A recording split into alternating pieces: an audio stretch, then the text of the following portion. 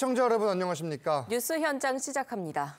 민족 최대의 명절 설입니다. 오늘 오전 고속도로는 귀성길과 기경길 모두 정체가 심한 상황입니다. 오늘 하루에만 600만 대가 넘는 차량이 이동할 것으로 보이는데요. 서울 요금소 나가 있는 취재기자 연결합니다.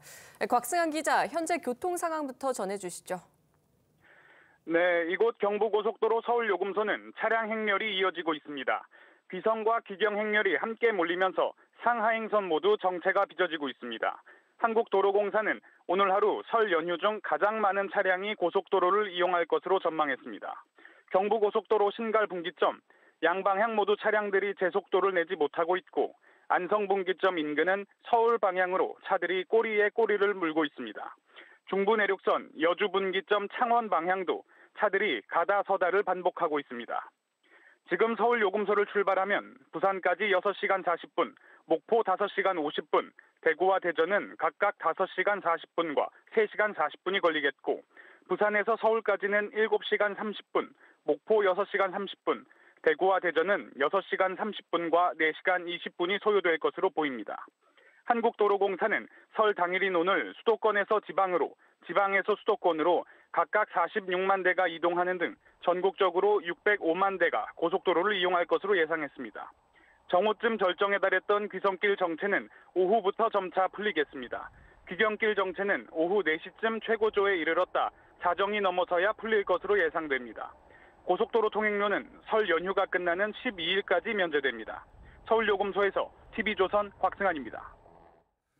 어제 제3지대 4개 세력이 개혁신당으로 전격 합당에 합의하며 총선을 앞두고 정치권에 어떤 영향을 미칠지 주목됩니다. 여야 양당은 일단 직접적인 대응은 자제하고 있는데요. 당내 내부 결집에 주력하는 모습입니다. 이광희 기자의 보도입니다. 제3지대 4개 세력들이 어제 오후 예고에 없던 기자회견을 열고 전격 합당을 발표했습니다. 새로운 미래를 열어야 된다. 이 일념으로 여러 가지 우려와 여러 가지 걱정을 다 안고 대통합을 결단을 하게 됐습니다. 이준석 대표의 개혁신당, 이낙연 대표의 새로운 미래, 금태섭 대표의 새로운 선택, 민주당 탈당파의 원칙과 상식이 개혁신당이라는 이름으로 합쳐지는 겁니다. 이낙연, 이준석 공동 대표 체제로 4월 총선을 지휘할 총괄 선대위원장은 이낙연 대표가 맡게 됩니다. 통합론이 막판까지 난관은 당명이었습니다. 당명 결정이 가장 힘들었고요. 이낙연 대표님 또 함께 협상에 임해주신 김종민 공동대표님의 통큰 양보와 결단이 있었기에 개혁신당은 설 연휴가 끝나면 통합 합당대회를 열고 공식 행보에 나설 계획인데 이준석 대표는 현재 현역 의원 4명을 보유한 개혁신당이 다음 주까지 6, 7석까지 늘어날 것이라며 3월이면 교섭단체가 돼 투표용지에 기호 3번도 가능할 것이라고 했습니다. 여야 양당은 직접적인 대응을 자제하며 신중한 모습입니다. 민주당 이재명 대표는 어젯밤 SNS를 통해 단결만이 답이라며 당내 단합을 강조했고 국민의힘은 정치적 배경이 다른 이들이 모인 만큼 순수성에 의구심이 든다는 입장을 냈습니다. 민주당의 비례위성정당에 참여하는 새진보연합은 통합도 연합도 아닌 땅 따먹기 야합이라고 비판했습니다.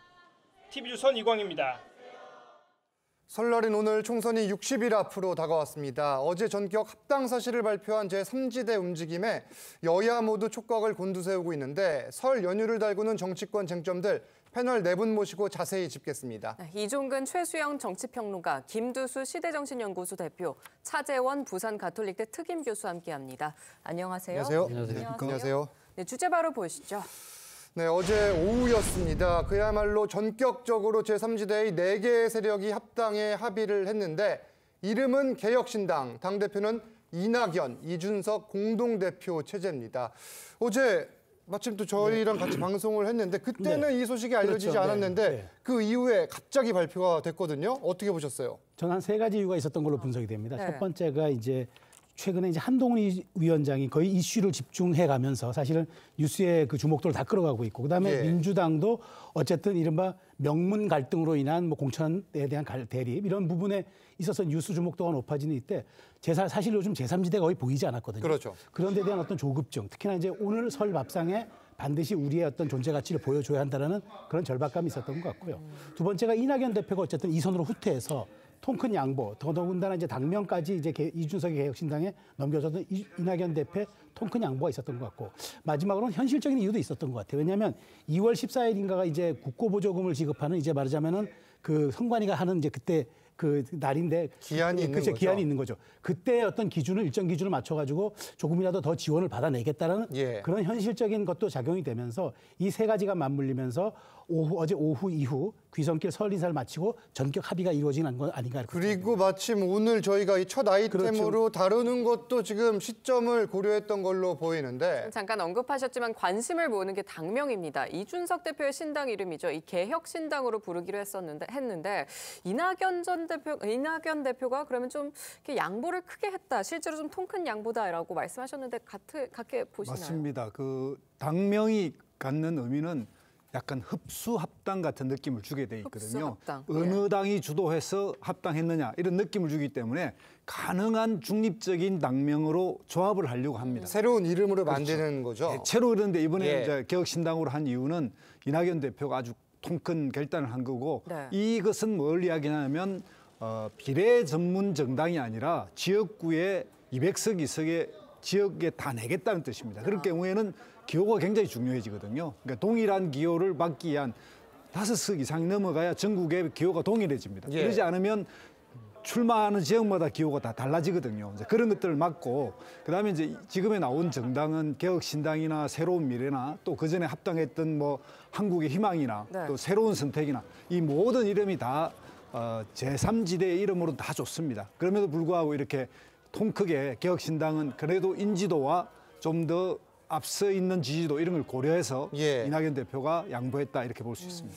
지금 개혁신당의 공동대표인 이준석 대표는 한 방송에서 개혁신당의 의석수는 4석이 됐다. 다음 주까지 6석에서 7석까지 늘어날 계획을 확신한다. 이렇게 이야기를 했는데, 현역 의원이 4명이고 네.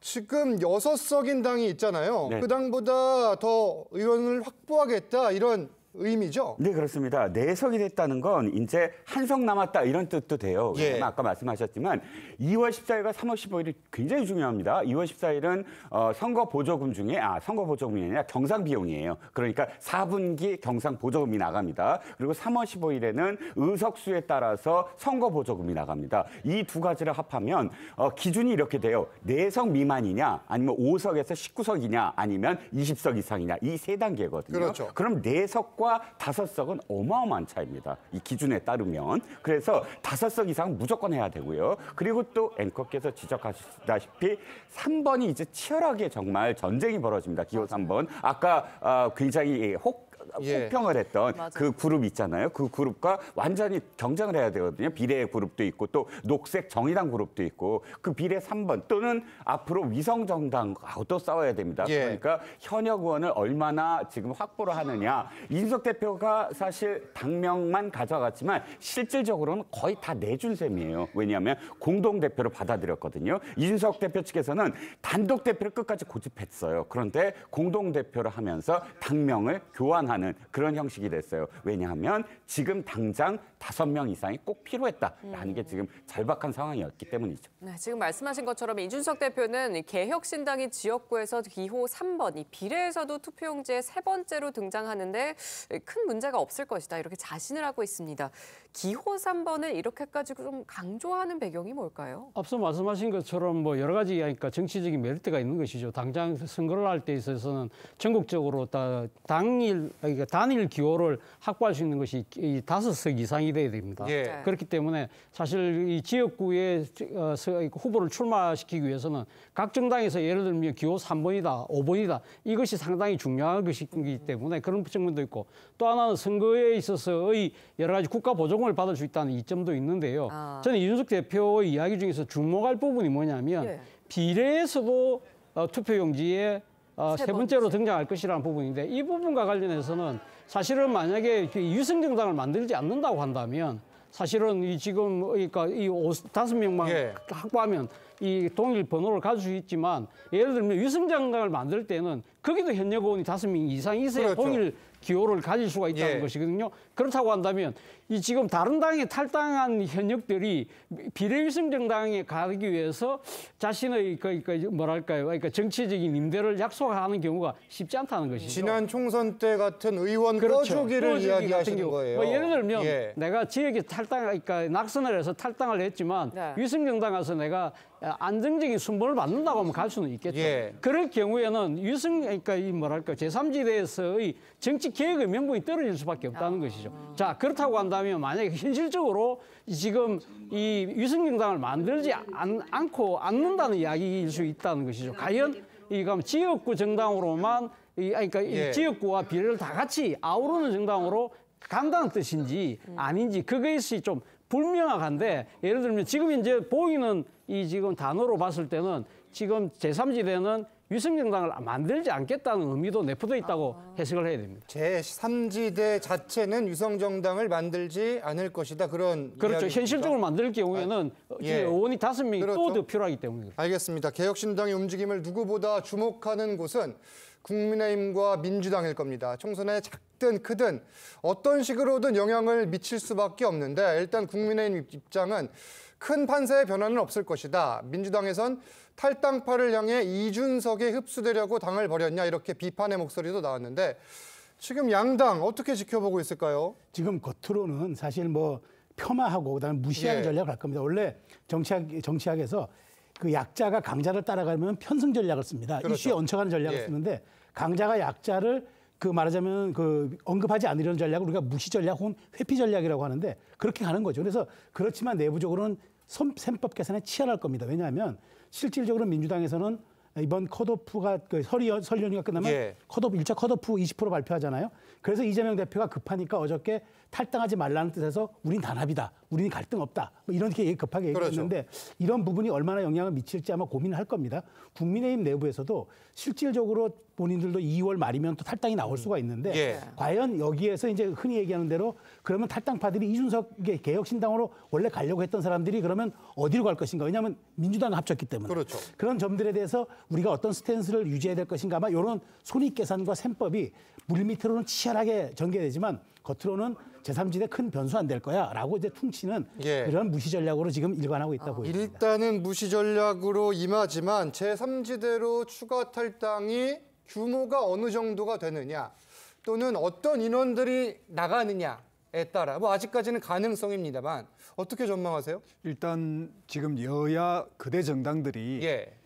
그 현역위원에 대한 그 공천 기준이나 이런 게 지금 막 발표되고 있지 그렇죠. 않습니까? 이제 개별 뭐 30%, 20% 통보가 된다고 하고 있고 네. 이제 이런 상황에서 지금 현재 나온 걸로 보면 시스템 공천을 여야가 다 강조하면서 모두가 경선장에 이제 일단은 등장할 수 있게끔 해주겠다고 하는 것 같은데요. 네네. 개혁신당이 등장함으로 해서 이들 공천에 매기 역할을 할 수가 있습니다. 즉 현역 의원을 많이 탈락시키거나 일단 컷오프를 시키면 개혁신당이 그물망처럼 기다리고 있는 거죠. 예. 그쪽에 당길 가능성이 있으니까 그러면 어떤 역할이 벌어지냐면 일종의 뭐 물갈이라든지 또 참신한 신인이 등장하기보다는 기존의 국회의원들 다선이 그대로 다시 당선될 가능성이 존재한다.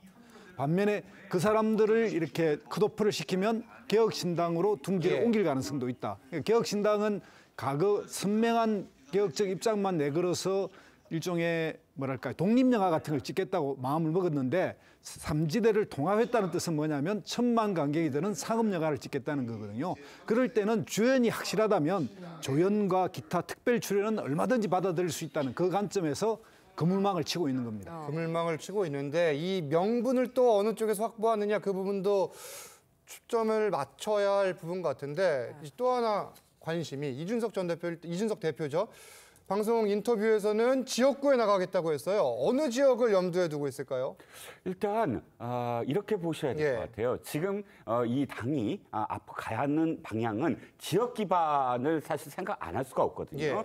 왜냐하면 바른미래당을 한번 생각을 해보시면 국민의당에서 지역계 그러니까 호남 지역 의원들과 분리된 안철수 의원과 그다음에 자유한국당에서 떨어져 나온 유승민 의원 이 둘이 합친 게 바른미래당 아닙니까? 그런데 바른미래당은 어떻게 됐습니까? 보니까 지속 가능하지 못하고 그대로 해체되어 버렸죠. 예. 각각의 정당으로 돌아간 이유가 지역 기반이 흔들렸다. 그러니까 완벽한 지역 기반이 어느 정도는 있어야만 제3정당에서의 어떤 활로를 찾을 수가 있다. 그러면 첫 번째는 이낙연 쪽 계열에서는 무조건 호남 쪽으로 다 대거 뛰쳐나가야 됩니다. 그러면 역으로 이준석 대표에게 가는 이야기는 그럼 영남에서도 어느 정도 와야 전국 정당의 어떤 틀을 우리가 보일 수 있고 그렇다면 대표가 나서서 영남에서 희생을 하더라도 깃발을 들고 나가라라는 압력을 넣을 것 같아요. 최소한 뭐 서울의 어려운 지역이라고 이야기하는 3자에서 어쨌든 이길 수 있는 지역 이렇게 두 가지지만 저는 어쨌든 이낙연계에서는 이준석 대표한테 자 영남 나가라라는 요구를 할 것 같습니다. 알겠습니다. 다음 주제는 민주당 관련 소식입니다. 이재명 대표가 SNS를 통해 이런 말을 남겼습니다. 친명, 비명을 나누는 것은 소명을 외면하는 죄악이다. 개파를 가를 여유가 없다. 이렇게 이야기를 했는데 뭐 계속해서 지적을 받아왔고 이렇게 메시지를 냈는데 관심은 이거예요. 메시지에 그칠 것이냐? 행동으로 보여줄 것이냐? 어떻게 보세요? 뭐 이재명 대표 입장에서는 상당히 당내의 개파 갈등이 좀 심각하다고 생각을 아마 자체적으로 생각을 한 것 같아요. 그래서 지난번 평산마을에 가서 문재인 대통령이 이야기했던 용광로 같은 단합이 없이는 승리가 어렵다는 걸 스스로 자각하고 있는 것인데요.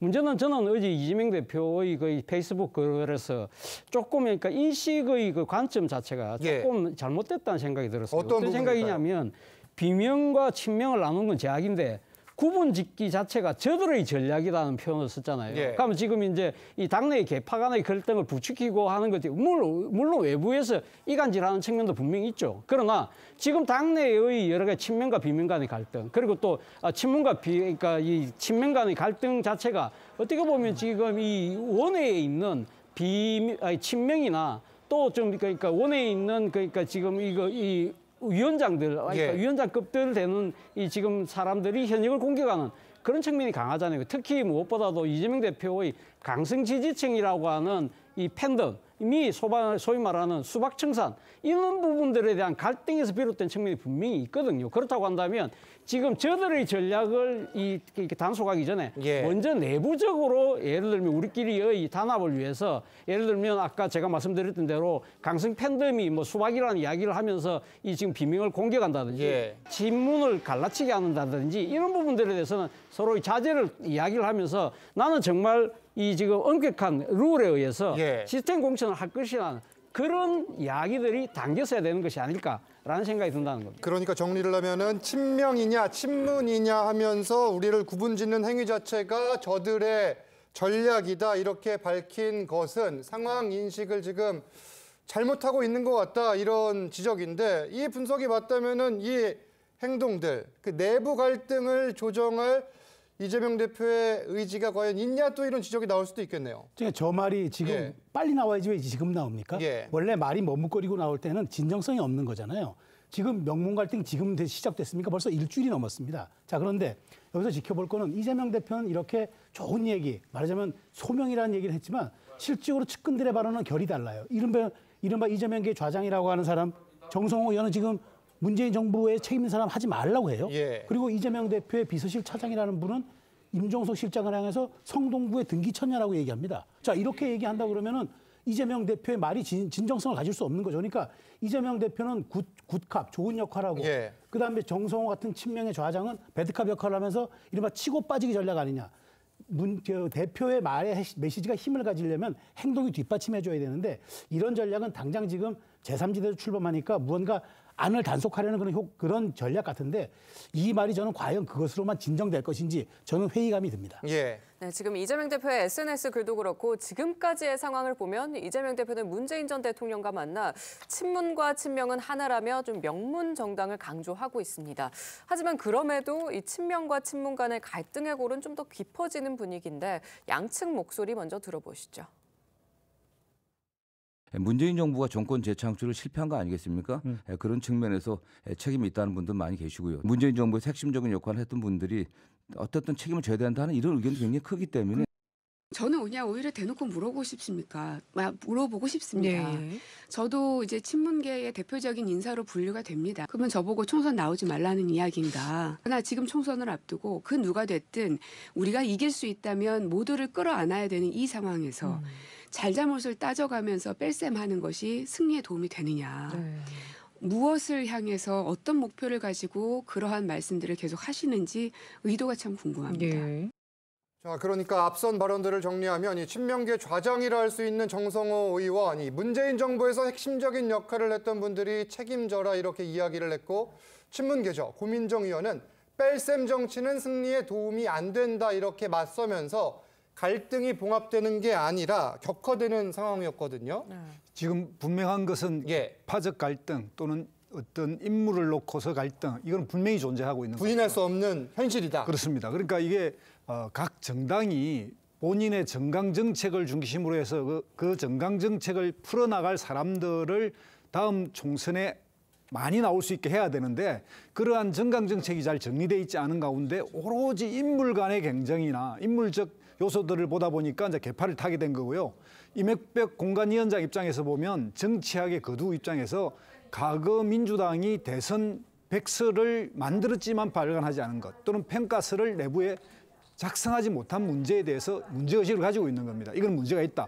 그러니까 그 부분에 대한 책임의식을 묻겠다고 했는데 현재는 준비되어 있지 않고, 그리고 당대표도 이 문제에서 일주일 이상 주저하다가 결국은 이 사태까지 온 거고, 이거는 이재명 대표가 당의 리더십, 장악력, 그리고 이런 문제를 적자적으로 처리해내지 않은 좀 자신들의 열성 지지자들 눈치를 좀 본 거죠. 그 결과에 이런 혼동이 왔고, 지금은 이제 수습 국면으로 가고 있습니다만은 많이 상처가 났다. 누가 이제 공천되더라도 뒷말이 나올 수밖에 없는 그런 상태로까지 갔다고 볼 수밖에 없습니다. 네, 이재명 대표와 문재인 전 대통령의 회동 이후에 오히려 좀 친명계와 친문계의 갈등이 좀 고조된 이유, 이거는 좀 뭐라고 생각하십니까? 그러니까 이 회동이 결코 친문과 친명의 갈등을 의제로 삼지 않았다라고 할 수밖에 없어요. 30분간의 독대에서 어느 정도는 양측이 합의의 어떤 선에 이르렀을 것이다라는 예측 보도가 나왔지만 그렇지 않았습니다. 물론 당에서는 부인을 했지만 이 회동 바로 다음 날 친명계 지도부가 의원회관에서 만나서 임종석 실장 등 문재인 대통령과 함께했던 내각 장관급 아니면 비서실장을 제외하기로 했다라는 보도가 나오지 않았습니까? 물론 민주당 부인을 했습니다. 그런데 그 보도가 저는 또 이렇게 일견 타당하다고 느껴지는 게 그 다음날 바로 이명박 공관위원장이 중립을 지켜야 함에도 불구하고 친문들의 어떤 책임론을 들고 나왔어요. 그러니까 연결되는 지점이 분명히 있습니다. 돌아보면 사실상 현재 권력, 공천권을 갖고 있는 당대표에게 전임 대통령이 사실상 내놓을 수 있는 카드가 없다는 겁니다. 실질적으로는 읍소 또는 호소 이외에 어떤 방법이 있겠습니까? 그리고 이 당이 180명이라는 의석을 처음에 시작했잖아요. 그런 이후에 30%에서 40%의 물갈이를 보통 4년마다 해온다면 180석에서 물갈이를 해올 당사자가 결국은 중진들 이상일 텐데, 중진들 이상은 문재인 대통령 시절에 무엇인가 하지 아니한 사람이 얼마나 있겠습니까? 그러다 보니까 이것은 예정된 수순이었구나라고 판단할 수밖에 없죠. 일단 친명계의 공색, 친문계도 가만히 있지 않는 상황인데 임종석, 노영민 전 비서실장의 입장부터 먼저 들어보시죠. 추미애 장관님도 얘기를 하시면 하실수록 본인이 더 곤란해지실 거기 때문에 그만하시지 않을까. 배신한 사람을 나무래야지 계속 뒤로 돌려서 어디가 시작이었느냐 이렇게 하면 금도는 지켜야 한다 이렇게 생각을 하고 있습니다. 비서실장은 관여할 수가 없습니다. 그리고 민정수석이 대통령한테 직보해서 결정되는 이제 그런 구조였습니다. 이종근 평론가님이 말씀하신 지금 이 고민정 그리고 임종석 전 실장과 관련된 일부 부분들은 이제 본인들이 부인한 걸로 지금 일단 보도가 나온 상황인데 이 문재인 정부 인사에 대한 불출마와 험지 출마 압박에 대해 친문계의 반발이 거세왔고, 임 전 비서실장은 SNS를 통해서 여기서도 가면 친명이든 친문이든 당원과 국민들께 용서받지 못할 것이다 이렇게 이야기를 한 바가 있죠. 그런데 어제 이재명 대표가 이 SNS에 글을 올린 뒤 임종석 실장도 전 실장도 일단은 그거에 호응을 하는 또 메시지를 냈거든요. 일단은 봉합되는 걸까요? 아니면 지켜보자 이런 걸까요? 일단 지켜보자는 거겠죠. 그러니까 앞서도 제가 말씀드렸습니다만 이재명 대표도 지금 당내의 개파의 갈등이 상당히 위험 수준에 올라와 있다. 이런 경우에는 자칫 잘못하면 상당히 우리가 험한 꼴을 당할 수 있다는 생각을 하겠죠. 그렇기 때문에 일단 제가 아까 비판을 하긴 했습니다만 일단은 지금 내부의 원인보다는 외부의 이관계를 지금 이야기를 하고 있는 거잖아요. 그렇게 이야기를 하는 부분들은 지금 이 현 상태에서의 내부의 단속보다는 좀 더 합적인 모습을 위해서라도 그 저간의 여러 가지 그러니까 지금 책임에 대해서는 일단은 조금 논외로 치더라도 우리끼리 똘똘 뭉치자. 외부에서 지금 이렇게 흔드는 부분 흔들려서는 안 된다. 그런 이야기를 하고 있기 때문에 임종석 비서실장의 입장에서도 사실 이런 상황에서 자신이 계속적으로 강공으로 나갈 수는 없다는 것이죠. 본인의 말처럼 여기서 좀 더 나가면 당원과 국민들께 용서받지 못한다는 이야기는 결국 당원이라는 부분도 소위 말해서 친명일색의 지금 정당이라고 아직까지는 볼 수 없잖아요. 당내에도 상당히 좀 이렇게 비명이나 또 친문을 지지하는 당원들도 꽤 있을 거거든요. 이런 분들이 만약에 투표에 참여하지 않는다든지 등을 돌릴 경우에는 민주당 입장에서 상당히 치명타가 될 수 있잖아요. 마찬가지로 국민들 입장에서도 마찬가지라는 거죠. 그러니까 지금 이 민주당을 지지하는 지지층도 있지만 진짜 총선을 승리하기 위해서는 중도무당층, 캐스팅 보트를 쥐고 있는 중도진을 끌어와야 되는데 당내에서 이렇게 치고받고 싸우는 모습들이 결코 좋은 이미지로 다가서지 못한다. 그렇기 때문에 임종석 비서실장도 이만큼 하자고 일단 먼저 휴전 제의를 한 셈인데 일단 그걸 받아들인 모양새가 되니까 본인 입장에서는 일단 자제하는 그런 모양새로 돌아선 것 같습니다. 아니 이게 지금 보면은 임종석 전 실장 문제가 생각보다 너무 커져버렸다. 지금 당 안팎에서 공통적으로 나오는 건데 이게 결국 공천 여부가 어떤 지표가 되는 것 아니냐 이런 지적도 나오거든요. 어떻게 예상하세요? 앞으로 상황. 그렇습니다. 지금 사실 임종석 전 실장의 문제가 개인 성동갑의 지역을 넘어서 이제는 친문과 친명의 공천에 대한 어떤 일종의 시그널로 해석되는 지금은 상징적 사안이 돼버렸으니까 그러니까요. 너무 커버려서 이 리스크 관리를 어떻게 하냐 관건인데 그래도 정치라는 게 저는 조율의 영역 아니겠습니까? 저는 지금 이재명 대표와 임종석 전 실장이 어느 정도 메시지를 낸 게 접점을 찾는 것 같아요. 그러니까 이를테면은 이 자리가 지금은 원래 홍익표 원내대표 자리였는데 서초로 옮긴 것 때문에 공석이 된 거잖아요. 그래서 저는 실질적으로 임종석 실장의 컷오프를 시킬 수는 없고 임종석 실장을 출마는 시키되 다른 지역으로 선회하는 그걸 또 임종석 실장이 좀 수용하는 그런 모습으로 접점을 찾을 수 있다고 봐요. 그러면서 임종석, 노영민, 문재인 정부의 상징적인 인사들에게 출전 기회는 부여하되 다만 지역을 조종하는 쪽에서 저는 접점과 타협을 찾을 것으로 보여요. 이를테면 험지일 수도 있을까요? 저는 뭐 용산이라고 생각도 돼요. 용산 가능성도 있다. 그래서 그런 식으로 접점 가능성을 찾아서 그래 우리가 이렇다고 하니 그럼 우리가 주도가 돼서 다시 총선에서 승리하마 하는 식의 접점을 두 쪽에서 약간 조율하지 않을까라는 분석을 합니다. 서로 조금씩 물러서면서 합의점을 찾아갈 가능성이 높다 이런 분석이고 계속해서 다른 내용도 보겠습니다.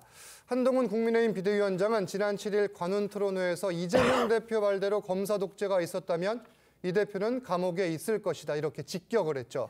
이에 대해 민주당의 우상호 의원이 한 유튜브 방송에서 욕설을 섞어 비판을 해 논란이 커졌는데 이 내용부터 듣고 옵니다. 만약 검사 독재가 있다면 이재명 대표는 지금 감옥에 있을 겁니다. 일단 검사를 사칭한 분이 이런 말씀하시는 게 좀 코미디 같긴 합니다. 그렇게 검사 독재한다면 이재명 대표가 지금 길거리를 돌아다닐 수가 있겠습니까? 검사 독재가 만약 있었다면 이재명 대표는 지금 감옥에 있었을 거다. 돌아다닐 수 있었겠냐 이렇게 얘기를 했어요. 쓸데없는 소리하고 야당 대표를 상대로 그따위 소리를 한단 말이에요. 네, 역대 어느 여당 대표가 그따위 말을 해. 되게 그 모멸감을 주는 말이지. 그런 얘기는 그 정치적으로 수준이 안 되는 사람들이 한 얘기예요.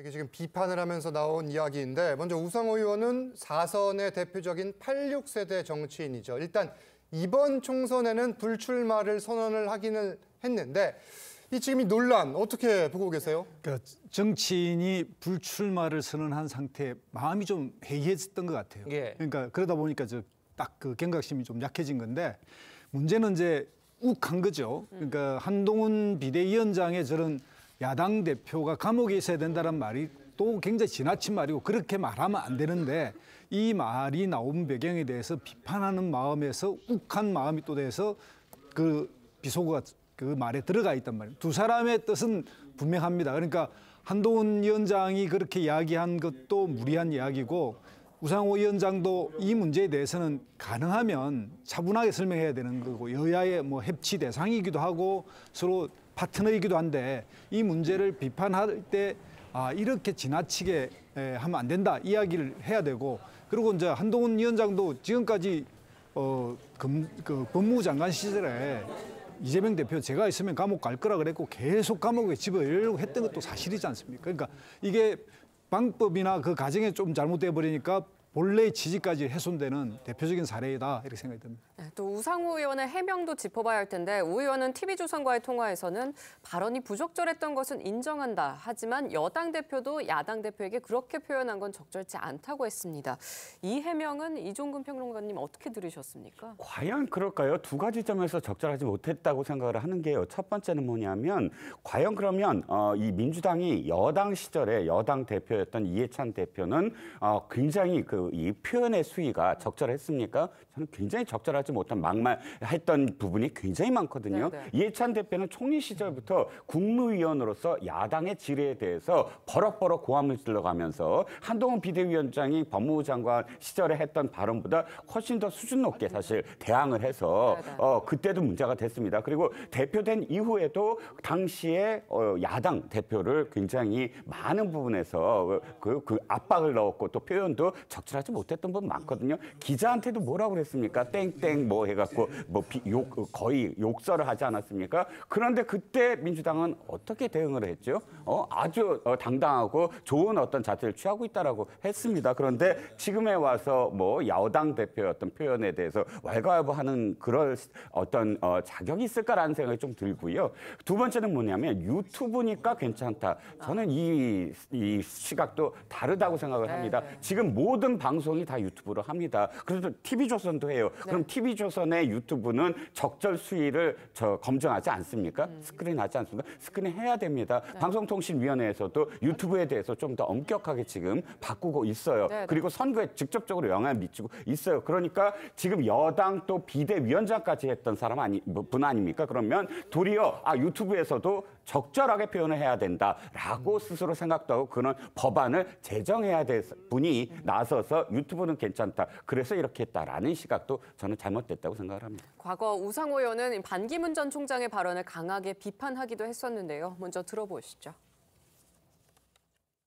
반기문 사무총장께서 기자들 향해서 나쁜 놈들이라고 이렇게 표현했다는 얘기를 듣고 조금 충격을 받았습니다. 과연 이게 적절한가 하는 점에서 적절한 태도가 아니다 하는 점을 지적하고자 합니다. 국민들의 궁금증을 대신 물어준 기자들에게 욕까지 했다는 것은 좀 정치 지도자로서 적절한 태도는 아니었다는 점에서 이 문제에 대해서는 국민에게 사과해 주시기 바랍니다. 이게 정치인들이 그렇습니다. 과거에 자신이 했던 발언이 화살이 되어 자신에게 다시 돌아오는 사례들이 꽤 있거든요. 비슷한 사례 같네요, 지금. 그렇죠. 뭐 전형적인 뭐 일종의 내로남불의 한 사례라고 뭐 이렇게 지적을 해도 뭐 과언은 아닌 것 같은데요. 뭐 아마 우상호 의원 입장에서는 아마 또 이렇게 표현을 할 수는 있을 거라는 생각이 들어요. 당시에 그러니까 반기문 사무총장은 대선에 도전하는 입장이었던 것이고 자기는 이제 정치를 끝내고 떠나는 입장인데 그런 직접적인 비교를 하는 건 좀 무리가 아닐까라고 이야기할지도 모르겠지만 그럼에도 불구하고 저는 부적절했다는 생각이 들고요. 사실 앞서 뭐 말씀하셨습니다만 사실 우상호 의원이 사실 그러니까 한동훈 비대위원장의 발언을 그렇게 강하게 이렇게 반발할 수밖에 없던 이유는 사실은 지금 그러니까 이 손가락이 가리키는 달을 보지 않고 손가락을 보고 있는 국민의힘의 태도를 앉아 이야기했던 것이죠. 소위 말하는 검사 독재라는 이야기가 왜 나왔겠느냐. 소위 말하는 이 검사 독재가 뭐 없었다면 뭐 지금 김건희 여사가 대신 가 있을 거 아니냐는 식의 뭐 민주당의 반발도 있습니다만 그러나 일반 국민들이 봤을 때는요. 이 검사 독재라는 부분이 사실은 이 현 정권 들어와서 검찰권이 공정하고 형평성 있게 지금 적용되고 있느냐에 대한 의문점이 계속적으로 제기되어 왔잖아요. 그런 부분들에 대한 지적. 그리고 또 하나는 대통령이 검찰 측근이라는 분들이 요직의 전면 배치뿐만 아니라 거의 전방위적으로 배치되고 있는 이러한 상황, 이런 부분들에 대한 지금 비판이었는데 그러한 부분들이 지금 본질은 사라져버리고 욕설만 남아있는 이 부분에 대해서는 우상호 의원도 좀 반성할 필요가 있다는 생각이 듭니다. 한동훈 위원장도 우상호 의원의 발언에 가만히 있지 않았습니다. 2000년 광주 5.18 전야제에 참가했다가 이 유흥주점을 갔다는 일화를 다시 꺼내들었는데 직접 들어보시죠. 우상호 전 비대위원장 같은 경우는 그분이 저는 이 저제 가짜는 술자리에 대해서 언급하시는 걸 보고 굉장히 놀랐습니다. 그분이야말로 5.18에 NHK 룸사롱에서 여성에게 쌍욕한 걸로 알려진 분 아닙니까? 본인이 그러니까 남들도 다 그런 줄 아시는 것 같습니다.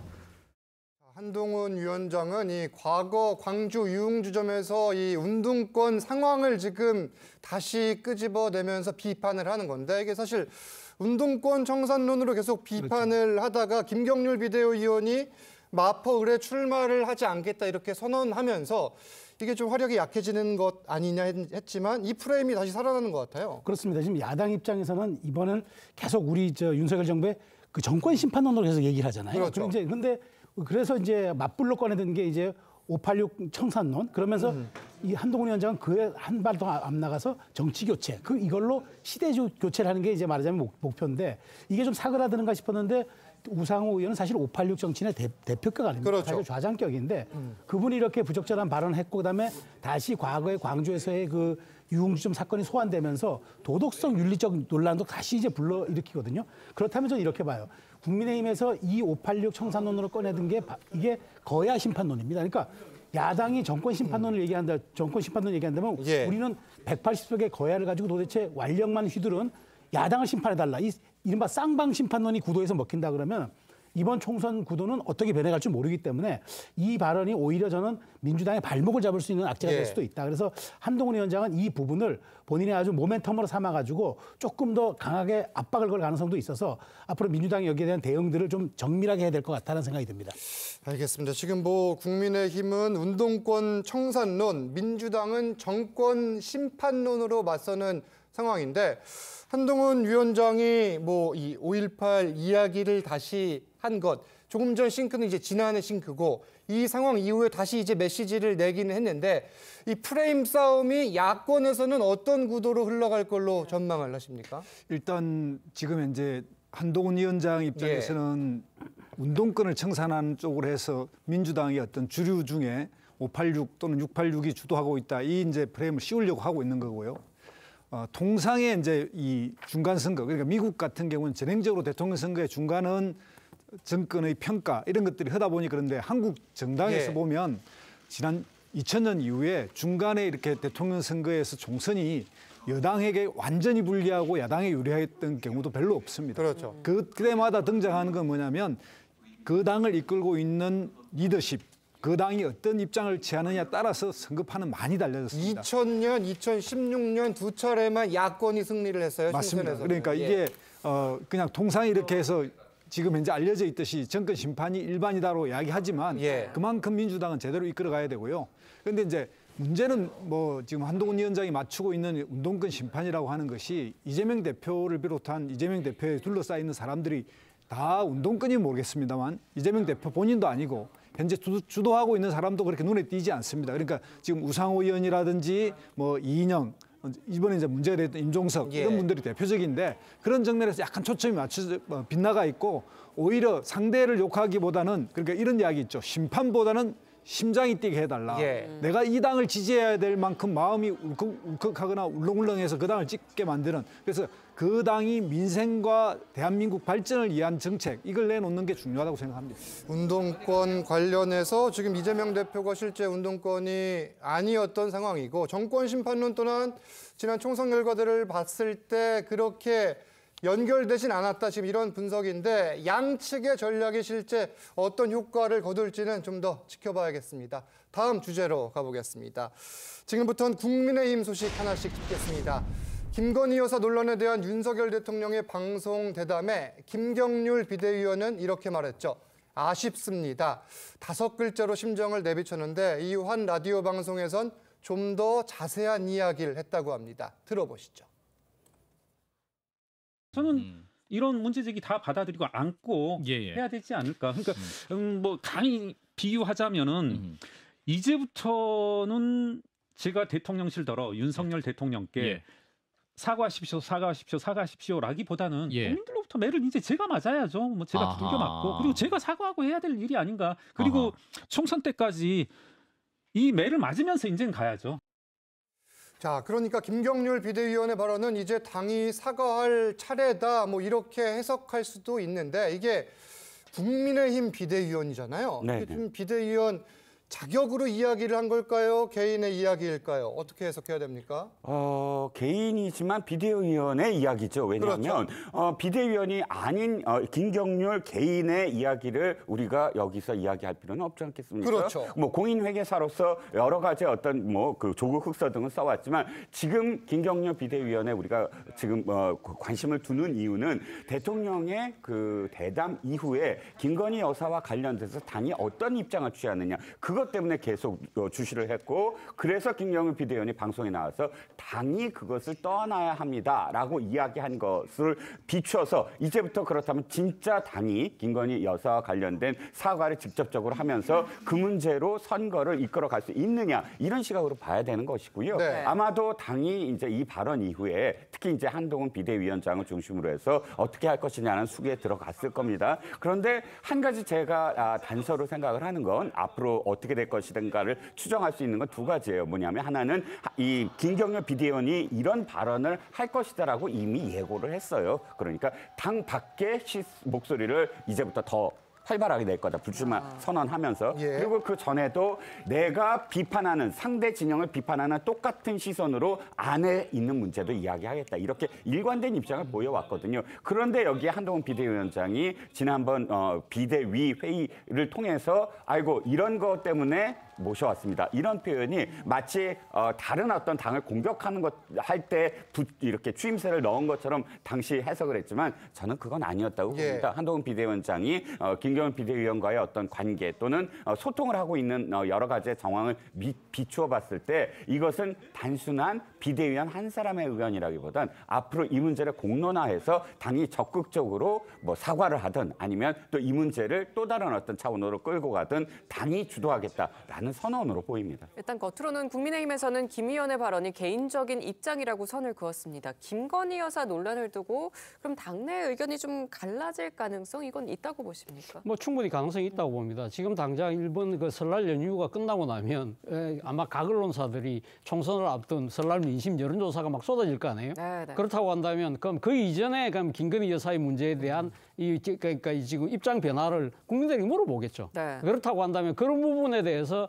사실 상당히 부정적인 의견이 높아진다든지 또 그에 의해서 이 당의 지지율이 만약에 지금 뭐 그냥 현상 유지가 아니라 떨어지는 상황이라고 한다면 상당히 심각한 위기라고 이 국민의힘 소속 뭐 의원들뿐만 아니라 지금 출마자들은 다 그렇게 생각할 수밖에 없잖아요. 특히 무엇보다도 지금 5%인의 싸움이 불가피한 수도권 같은 경우는 상당히 민심이 지금 만약에 입안하고 있다. 이런 상황에 대해서 당이 아무런 말도 안 하고 있다고 한다면 가만 안 있겠죠. 어떤 식으로든 당이 적극적으로 그러니까 지금 뭐 입장을 밝혀라. 그런 식으로 해서 그러니까 대통령의 그 입장 표명 자체가 국민의 기대하고는 전혀 못 미쳤다. 소위 말해서 국민과 대통령 사이 인식에 대통령이 말하는 핵폭탄으로 터지지 않을 큰 콘크리트 벽이 있다는 걸 갖다가 지금 이번 여론조사로 나타났다고 주장을 하는 경우에는 상당한 나름대로 이 당정 간의 갈등이 예상될 수 있지만 이 과정을 극복해야 되는 것이 바로 한동훈 비대위원장에게 주어진 정치적 숙제가 아닐까 하는 생각이 듭니다. 그런 숙제가 김경률 비대위원의 입을 통해 나왔을 것이다. 미리 앉아서 이 예고를 한 거죠. 예고를 한 거다 이렇게 이야기를 해주신 건데 지금 그러면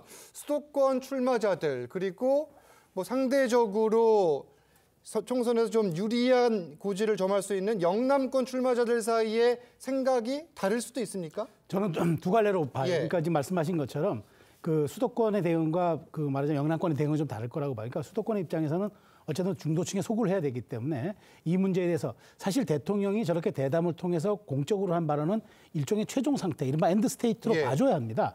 그럼에도 불구하고 이제 여권에서 그러면 이 문제를 더 이상 재점화하거나 공론할 수는 없고 다만 수도권 출마자들 사이에서는 대통령께서 조금 재발 방지는 약속하셨어도 그것을 제도적으로 할 수 있는 제2부속실이라든가 특별감찰관 좀 더 적극적으로 해달라 이런 식으로 이제 강력하게 요구하는 쪽으로 아마 몰고 갈 수도 있고 PK나 TK 쪽에서는 전통적 지지층 쪽에서는 굳이 이 문제를 언급하지 않고 만일 대통령께서 사과를 했으면 민주당이 오히려 사과했으니까 벌을 받아라는 식으로 역공을 취하지 않았겠느냐 공격할 수 있다. 라면서 이제 진화하는 그런 두 갈래 전략으로 갈 가능성이 높다고 전망합니다. 네, 이런 가운데 홍준표 대구시장은 김건희 여사에게 명품백을 전달한 이 최재형 목사에 대해서 목사도 아니다, 나쁜 사람이다 이렇게 격하게 비난을 했습니다. 지인에게 선물을 받은 게 나라를 흔들 정도냐 이런 입장을 덧붙였는데 어떻게 들으셨어요? 이거? 일단 홍준표 그 시장은 이 입장이 처음은 아닙니다. 지금 김건희 여사와 관련된 그 사건이 터지자마자 SNS에 계속 올린 내용도 이 핵심이 공작이다라는 데 초점을 맞춰서 계속 항변을 했고 지금은 이 윤석열 대통령의 이 대담과 관련돼서 또다시 자신의 어떤 입장을 천명을 한 셈이 됐고요. 네. 사실 이 부분은 이 보수당을 지지하는 층에서는 확고합니다. 이거 어느 쪽이 방점이냐? 방점은 앞에 그러니까 아이의 올가매려고 총선 때 올가매려고 시계에 몰래카메라도 설치하고 또 아이의 그렇게 파우치를 놓고 가서 계속 문자를 통해서 한 번이라도 매달라라고 이제 부탁을 했다는 어떤 문자가 계속 있지 않습니까? 네. 그리고 언론 보도도 그렇게 나오고 있고요. 그런 부분들이 한 공작적 차원이니까 이 부분은 그런 차원에서 사실은 인식을 같이 해야 된다라는 식으로 홍준표 대표는 다른 부분은 또 윤석열 정부를 비판하는 대목도 있지만 이 부분에서는 일관된 언급을 하고 있죠. 그런데 지금 민주당은 윤 대통령이 피해자 코스프레를 그만하라, 김건희 여사에 대한 수사를 수용하라고 촉구를 하고 국민의힘에선 당 차원의 추가 대응은 일단은 지금 설 연휴 기간 동안은 자제를 하는 상황인데 그러면 이 설 연휴가 끝난 뒤 다음 주부터 어떤 상황이 전개될 걸로 전망을 하십니까? 일단 각 당의 흐름상은 이제 공천이 주도하게 되는 틀림없습니다. 그러나 그럼에도 불구하고 지지층을 더욱 결집시키려고 한다면 민주당 입장에서는 김건희 여사의 명품백 문제를 거론할 수밖에 없고 또 국민들이 상당히 많이 이 문제에 대해서는 의문을 많이 표하고 있기 때문에 그렇습니다. 또 설 연휴 이후에 이 달굴 이슈들은 어떤 게 있을지 하나만 꼽아주시면 그렇죠. 있을까요? 설 연휴 이후에는 그 기본적으로 이제 도이치모터스 특검법 민주당이 쥐고 있잖아요. 이 문제를 다시 한번 좀 어떤 식으로든 다시 이슈화시켜서 여권을 몰아붙일 그 타이밍을 보고 있을 수 있고 그다음에 이제 민주당 입장에서는 저는 가장 큰 거는 지금 설 연휴 이후에 바로 20% 되는 컷오프를 지금 발표하잖아요. 이게 저는 가장 큰 내용이 될 거라고 봐서 이재명 대표가 지금 메시지 관리하고 당의 단함을 얘기하지만 실질적으로 정치는 현실이라 우리 이런 말 하지 않습니까? 총선 앞에 장사 없다. 그래서 저는 이 두 가지가 여권에서는 그 민주당이 들고 있는 도이치모터스 특검 재의결의 카드, 민주당 내에서는 공천을 어떻게 관리하는지 이 두 가지가 가장 큰 관전 포인트가 아닐까 그런 생각이 듭니다. 김건희 여사 관련 문제, 명품백 문제 등이 있겠고 또 이 공천 문제가 계속 화두가 될 것이다. 이런 지금 설명입니다. 정치권 쟁점은 여기까지 짚겠습니다. 감사합니다. 감사합니다. 감사합니다.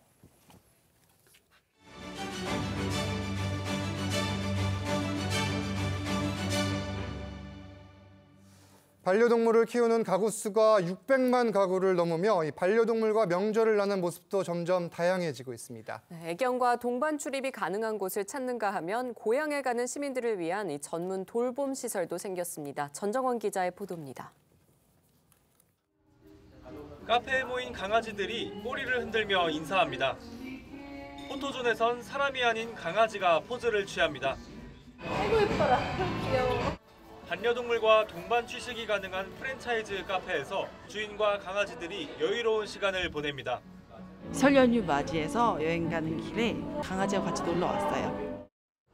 설 연휴 반려동물을 두고 고향에 내려가야 하는 시민들도 걱정을 덜었습니다. 연휴 기간에 며칠을 맡기든 5,000원만 내면 지자체가 돌봐주기 때문입니다. 이번 설에도 잘 부탁드려요. 네, 명절 잘 새고 오세요. 이곳 반려견 동물쉼터에선 강아지 10마리가 이번 설 연휴 동안 임시가족으로 함께 지내게 됩니다. 이동 시간도 좀 생각보다 길어져서 강아지가 힘들기도 하고 같이 있는 시간 동안 친구들도 많이 만나고 하루 5만 원이 넘는 반려묘 호텔도 연휴를 앞두고 일찌감치 예약이 끝났습니다. 그리고 한 달 전까지는 예약이 다 마감이 된다고 보시면 될 것 같아요. 반려동물 양육 가구 600만 시대, 반려동물과의 명절나기 풍경도 다양해지고 있습니다. TV조선 전정원입니다. 시간이 흐르며 설 명절을 지내는 모습도 점점 달라지고 있습니다. 최근엔 혼자서 설을 보내는 이른바 혼설족도 많은데 이 달라진 설 풍경과 함께 한 주간의 이슈들까지 하나씩 짚겠습니다. 네, 권상희 시사평론가 새로 모셨습니다. 안녕하세요. 안녕하세요. 자, 일단 민족 최대 명절 설을 맞이를 했고 지금 이 프로그램을 보시는 분들 뭐 유튜브로도 보시겠지만 집에 계시는 분들도 많을 텐데 혼자 설을 보내는 사람들이 얼마나 늘어난 거예요? 일단 지난달 20대 이상 남녀 2,000명을 대상으로 관련 설문조사를 해봤거든요. 예. 이번 연휴 설날 집에서 쉬겠다라고 응답을 한 비율이 51.2%로 가장 많았고요. 그 가운데서 홀로 보내겠다라고 응답한 비율도 20%에 달합니다. 그러니까 왁자지껄하게 가족 친지 다 모여서 이 설 연휴를 보낸다는 게 이제는 옛말이 된 것 같아 보이기도 하는데 이거는 지금 이제 1인 가구 증가와 밀접하게 관련이 있다라고 말씀을 드릴 수가 있습니다. 네. 2015년에 1인 가구가 520만 가구를 조금 넘어섰거든요. 그런데 2022년 1인 가구 굉장히 많이 증가했습니다. 750만 가구를 넘어서면서 전체 가구의 35.4%를 기록하고 있는 상황입니다. 예. 그러다 보니까 사실 이제 혼설족 또 추석에는 혼자 보내는 혼추족들이 늘어나고 있는데 이렇게 혼자 보내는 이유 여러 가지입니다. 일단 뭐 유동인구가 많을 때를 피하고 싶어서 그리고 경제적인 부담 때문에 또 취업 준비를 하기 위해서 이렇게 여러 가지 이유가 있다 보니까 설 연휴하면 사실 가게들이 다 문을 닫잖아요. 그렇죠. 정상 영업을 하는 음식점들이 늘어나고 있고요. 그리고 배달 주문이 이때 상당히 많다고 합니다. 그러다 보니까 혼자 설을 보내는 직장인들 사이에서 이 백화점 상품권보다 더 많이 받고 싶은 상품권이 바로 배달앱 상품권이라고 합니다. 그렇군요. 또 설날 하면 자연스럽게 떠오르는 게 아무래도 세뱃돈 아닐까 싶은데요. 매년 또 설마다 얼마를 줘야 될지 또 얼마 좀 누구에게 줘야 될지 좀 고민이 많아요. 제가 말씀드리는 게 기준일 수는 없지만 참고하시는 데 도움이 되지 않을까 싶은데요. 한 편의점업자가 자사업 고객들에게 물어봤다고 합니다. 몇 살까지 주는 게 좋겠느냐, 맞아요. 세뱃돈을. 취업 전까지 준다. 이 응답이 34.7%로 가장 많았고요. 미성년자 모두에게 준다가 약 30%, 또 나이와 상관없이 세배를 하면 준다가 약 18%였습니다. 재미있는 또 응답이 나왔는데요. 이게 일견 합리적으로 저는 좀 느껴집니다. 많이 버는 사람이 적게 버는 사람에게 준다. 이런 또 응답도 그런 것도 있군요. 2%가 나왔습니다. 금액은 어때요? 금액이 사실 또 궁금하거든요. 관련해서 한 카드사가 고객들에게 물어봤거든요. 87%가 세뱃돈을 준비한다고 했는데 여기서 이제 금액, 미취학 아동은 10,000원, 그리고 초등학생은 3만 원에서 5만 원, 중고생은 5만 원에서 10만 원, 성인은 10만 원 이렇게 응답을 했습니다. 사람마다 달라요, 사실. 네, 나이대마다 다르다고 할 수 있는데요. 이렇게 주다 보면 사실 얇아진 지갑 더욱더 얇아지지 않을까 하는 생각도 듭니다. 오늘 주고 오셨어요? 받고 오셨어요? 둘 다 하셨어요? 이따 끝나고 가서 줘야 합니다. 얼마 주실 생각이십니까? 요걸 기준으로 삼지 않으면 제가 말을 했기 때문에 나중에 조카들이 뭐라고 하지 않을까 싶은데요. 저는 아직 조카들을 못 만나고 있어서 내일 줄 예정인데 이거를 또 참고를 해야 될 것 같고 오늘 또 귀경길에 오르시는 분들도 계실 텐데 중간에 꼭 들르게 되는 곳이 고속도로 휴게소입니다.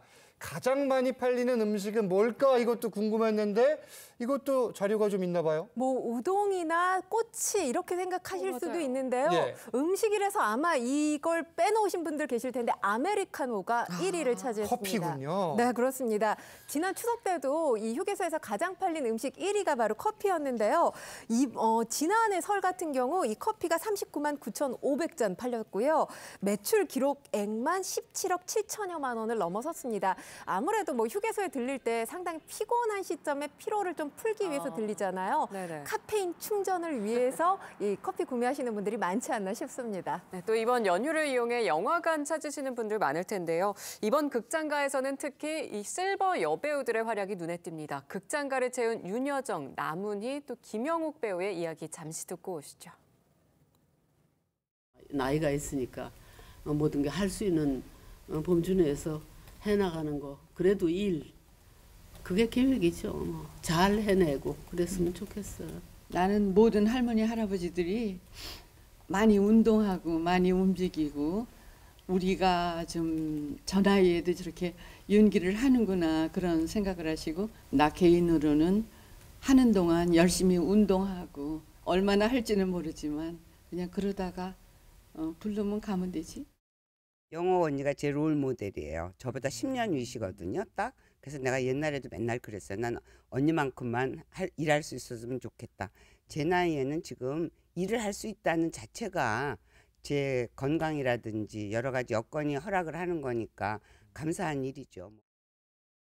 네, 전통적 성수기인 설 연휴에는 이렇게 시니어 배우들이 전면에 나선 적, 이게 좀 이례적이긴 하죠. 상당히 이례적이라고 말씀드릴 수가 있는데요. 사실 전통적 성수기라고 한다면 대부분 대작을 개봉을 하게 됩니다. 맞아요. 그리고 다들 아시겠다시피 이 대작의 중심에는 젊은 스타 배우들이 자리를 하게 돼 있는데 이 지금 앞서 이 리포트 보신 배우들 같은 경우 윤여정 씨, 남은희 씨, 김영옥 씨 같은 경우는 사실 젊은 스타 배우들은 아니죠. 근데 이분들을 보면 떠오르는 단어가 있기는 합니다. 요즘 이게 하나의 트렌드가 돼가고 있는데 슈퍼 에이저, 대표적인 배우들이라고 할 수 있습니다. 그러니까 100세 시대에 당당하게 노년의 골드 인생을 표방하면서 나이는 숫자에 불과하다라는 걸 몸소 실천하신 배우분들이 아닌가 싶은데 또 이 외에도 사실 영화계에서는 환영할 만한 일이 대작 그리고 젊은 스타 배우에서 벗어나서 영화의 다양성이 이번 추석 연휴에 인정받고 있다라는 것에서 굉장히 긍정적이다 이렇게 평가할 수 있겠습니다. 알겠습니다. 다음 소식 이어서 보겠습니다.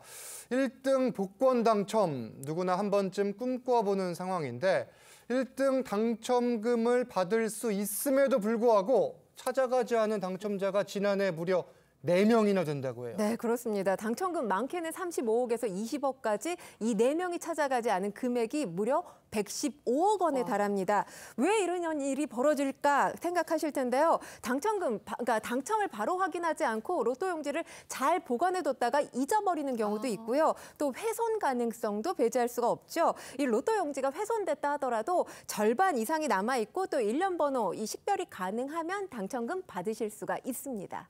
지금 당첨자가 나오지 않은 경우 그럼 당첨 금액 어떻게 되는 거죠? 일단 당첨자가 1년 이내에 찾아가지 않게 되면 수령 유효 기간이 종료되는 거죠. 그러다 보면 이 복권 기금으로 자연스럽게 귀속이 되는 거고요. 저소득층 복지 사업 등에 사용되게 됩니다. 이게 지금 일부러 안 찾아간 게 아니다 보니까 본인이 이걸 아쉬워할 수도 없겠네요, 그러면은. 네, 그렇습니다. 왜냐하면 사실 이 내가 로또 용지를 가지고 있으면 나중에라도 찾을 수 있지 않을까 이렇게 생각하시는 분들 계실 텐데 유효 기간이 있습니다. 지급 개시일로부터 1년 이내에 찾으셔야 됩니다. 알겠습니다. 네. 다음 소식은 트롯 관련 내용들 짚어보죠. 네, 설 명절을 맞아서 가수 임영웅 씨가 직접 떡국을 만들어 먹었다고 하는데 그 모습부터 함께 보시죠. 2024년 새해 맞이 그리고 설 연휴 맞이 떡국을 한번 끓여 먹는 시간 가져보도록 하겠습니다. 어습 납죽 끼려보도록 하겠습니다. 오! 역시! 와, 맛이 이렇게 달라진다고? 먹어볼게요.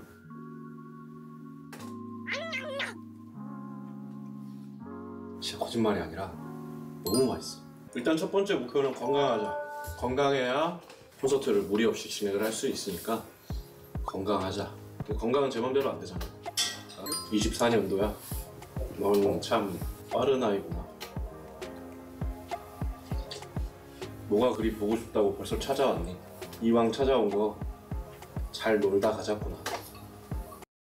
팬들이 정말 좋아할 것 같은데 이뿐만이 아니라 한복을 입은 모습으로 또 설 인사도 했다고 해요. 네, SNS 계정에 즐거운 설 연휴 보내세요라는 인사와 함께 본인이 또 한복을 입은 모습도 게재를 했습니다. 네. 팬카페에도 설 덕담 올려놨는데요. 이 설 덕담과 함께 술 조금만 드시길, 명절이면 또 음주하시는 분들 많으시잖아요. 이런 또 당부의 메시지도 잊지 않았습니다. 네, 또 임영웅, 송가인에 이어서 제2의 트롯 스타를 꿈꾸는 분들이 있죠. 바로 미스트롯 3 참가자들입니다. 이번 주에는 팀 메들리전을 마치고 여왕전에 돌입했는데 직접 만나보시죠. 조용히 창문을 열면서 나는 기다려요. 겨울에 피는 흰 장미야 아직도 나를 기다린다. 감춰진 날 보고 싶어. 햇살을 향해 피었는가. 겨울에 피는 흰 장미여 아직도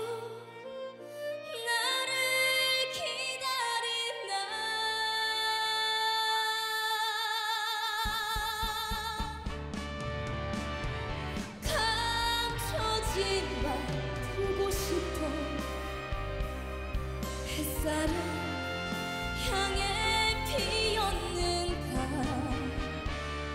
사랑의 무대에 특히 김연자 마스터가 극찬을 아끼지 않았다고 해요. 네, 어떻게 평가를 했냐면 한참 후배지만 배울 게 많다. 굉장히 궁금한 점이 많은 후배다. 천재다라고 하면서 저음도 고음도 퍼펙트. 정말 존경스럽다라는 극찬을 내놨습니다. 사실 마스터는 심사하는 입장이기 때문에 참가자에게 존경이라는 단어를 쓴 걸 제가 본 적이 없거든요. 네네. 이번에 이례적으로 존경스럽다라고 극찬을 했는데 뭐 지금 정서조 양이 여왕전에서도 1등을 차지했어요. 그리고 지금 4라운드까지 진행이 됐는데 1, 2라운드에서 미, 3, 4라운드에서 진 이렇게 평가를 받으면서 이 타이틀로도 극찬이 어울리는 그런 참가자가 됐습니다. 네, 또 여왕전의 첫 주자로 나선 오유진 씨는 다시 한번 강력한 우승 후보의 존재감을 보여줬다고 합니다. 그 모습도 함께 보시죠. 당신을 사랑하고 너무너무 사랑하고 어느 날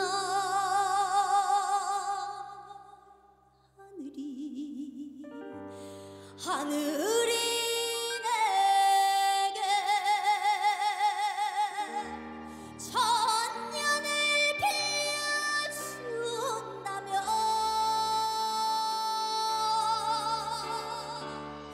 그 천년을 당신을 위해 사랑을 위해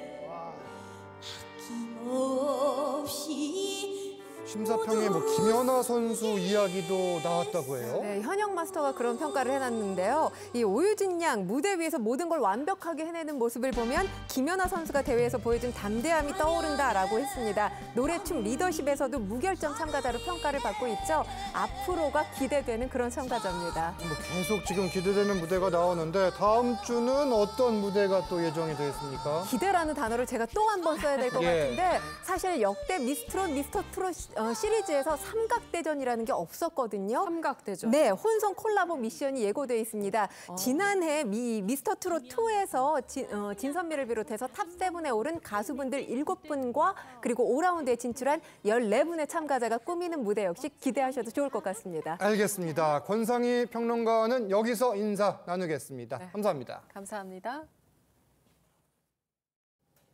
설날인 오늘 전국적으로 먼지가 기승을 부리겠습니다. 서풍을 타고 국외 오염물질이 날아들고 있는데요. 인천에는 초미세먼지 주의보가 내려졌습니다. 오늘 중부와 호남, 제주는 오후 한때, 밤에는 부산과 울산 지역도 초미세먼지 농도가 매우 나쁨 수준까지 치솟겠습니다. 호흡기 약하신 분들은 불필요한 외출을 되도록 피하시는 게 좋겠습니다. 오늘 오후까지 전남 서해안에, 저녁까지 제주에 비가 조금 내리겠고요. 제주 산지에는 대설주의보가 내려진 가운데 최대 5cm의 눈이 내려 쌓이겠습니다. 제주는 내일 낮까지 비나 눈이 이어지겠고요. 그 밖의 지역은 남은 연휴 동안에도 대체로 맑은 하늘이 함께하겠습니다. 오늘 낮 최고 기온은 서울이 6도, 대구 9도로 어제와 비슷합니다. 연휴가 끝난 뒤 주 중반에는 초봄처럼 온화한 날씨가 찾아오겠습니다. 날씨였습니다. TV조선 뉴스 현장 마칩니다. 함께 해주신 여러분 고맙습니다.